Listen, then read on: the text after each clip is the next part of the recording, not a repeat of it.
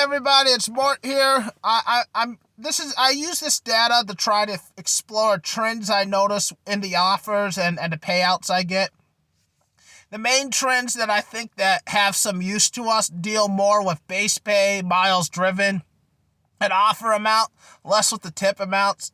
And I've gone over a lot of this in previous videos, and so the trend today I'm talking about is as demand goes down, I have enough evidence that the base pay goes down. When demand goes up, base pay goes up.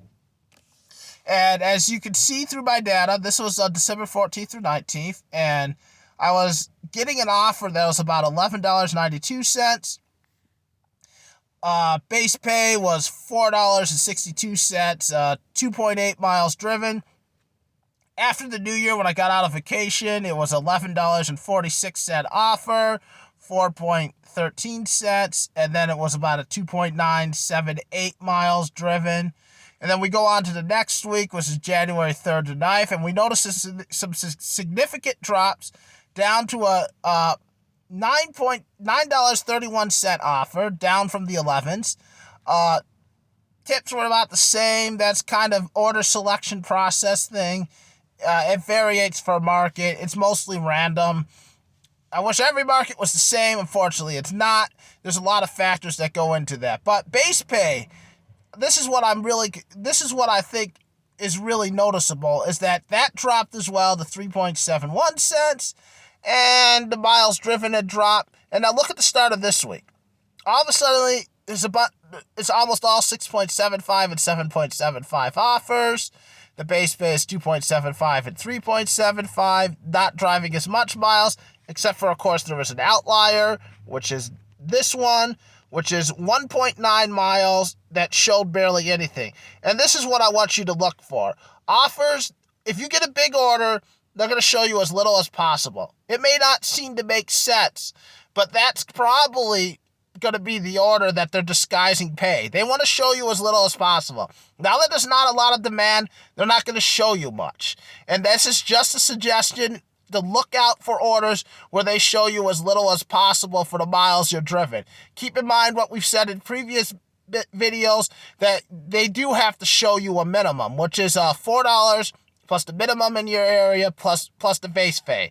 And since it's plus the base pay, that's why I subtract base pay. And that's why so many offers are 6.75 throughout the data. I'll go real slow. And you're going to see more and more 6.75 and 7.75s, like in the original data chart, which is like 2 videos ago. That's because this is as low as they can show you. On these big orders with at least some tip, the lowest they can show you is 6.75. Or if your market, it might be 6.25 or 6.50. They can't show me any lower. That's why it shows up a lot. And there might be, in some areas, the minimum offer shows up a lot, but it also is distance-based. So if you're driving further on average, it may not show up as often, but there might be another value that's showing up a lot. And the only way to really tell is to collect a lot of data and see about it and figure it out. That do a lot of orders. I mean, that's basically the same way everywhere. So, just to be clear, though, that I do mainly do orders at above $100, and so this is based mainly on those orders. So, and this is one of my complaints about DoorDash, is that, to me, it seems like every time I do an order between 40 and 100, the tip isn't 15%, it's like 10%, it's like worse, and like DoorDash doesn't show you enough, because that's one of the factors on tips. What DoorDash shows, the size of the order. Another factor I love is how many people the customer is ordering for. I love it when a business orders for like 6 to 12 people, or when a customer is ordering for 2, 3, or 4 people. I think they're more likely to tip more because they want the order to go right, because they're trying to their reputation's on the line, or they're trying to please somebody else with the order, so it's more likely to go correctly. Now, update on a few other things. I keep track of things like shopping orders. I suspect it's going to take a while for me to collect enough data to show you anything. This also includes Kitchen United, because they have the same base pay, which is higher. Catering orders. I have 5 so far, but they come in at a trickle. I'm hoping to get like 20. I might be on to a trend that you shouldn't do any orders that are $16, that show about 16 or more, or 15 or 14, but I just don't have enough data yet. Uber, I want to try to apply my methodology to Uber as well, but I did 2 Ubers so far this year. I really can't go out much outside of what I'm doing at the moment because it's just costing me money if I go too far outside. That's why I was trying to keep track of some of those orders between $40 and $100, but it would take me probably a year to get anything significant going on those because I'm not focusing on those. Last thing I do want to end up is show you guys how I've been doing so far this year. And I mainly do this just in case somebody looks through my numbers and says, you're making stuff up. That can't be possible. Well, this is just what I've been doing recently. In the past, you could say it's not possible. You could say it's possible.